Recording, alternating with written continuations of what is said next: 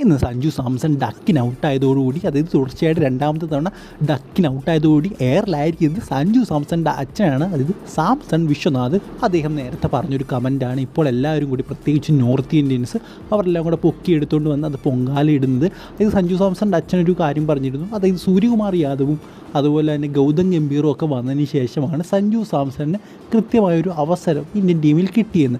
എന്തായാലും അത് അവർ വളച്ചൊടിച്ച് വേറെ രീതിയിലാക്കിയിട്ടുണ്ട്. അതായത് സഞ്ജു സാംസണിൻ്റെ അച്ഛൻ പറയുകയാണ്, രോഹിത് ശർമ്മയും വിരാട് കോഹ്ലിയും അതുപോലെ തന്നെ രവി ശാസ്ത്രിയും രാഹുൽ ദ്രാവിഡും ഒക്കെ സഞ്ജു സാംസന് അവസരം നൽകിയില്ല. അതായത് MS ധോണിയൊക്കെ കൂടെ സഞ്ജു സാംസന് കറക്റ്റായിട്ടുള്ള അവസരം നൽകിയില്ല.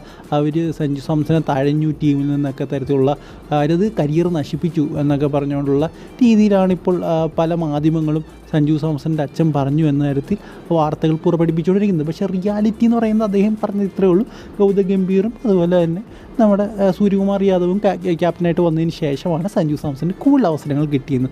സോ എന്തായാലും അദ്ദേഹം ഇപ്പോൾ ഏറി നിൽക്കുകയാണ്, എല്ലാവരുടെയും ഏറി കയറ്റി വെച്ചിരിക്കുകയാണ്. കാരണം എന്ന് പറയുന്നത് സഞ്ജു സാംസൺ ഇന്ന് ഡക്കിന് ഔട്ടായതാണ്. ഒരു പക്ഷേ നല്ലൊരു ഇന്നിങ്സ് സഞ്ജു സാംസൺ ഇന്ന് പുറത്തെടുത്തിരുന്നെങ്കിൽ അദ്ദേഹം എയറിലാകില്ലായിരുന്നു. എന്തായാലും ഇപ്പോൾ എയറിലാണ്. എന്തായാലും അദ്ദേഹം ചിലപ്പോൾ പറയുന്ന കാര്യം കുറച്ച് കൂടി പോകുന്നുണ്ടോ എന്ന് എനിക്ക് സംശയം തോന്നാറുണ്ട് സഞ്ജു സാംസണിൻ്റെ അച്ഛൻ.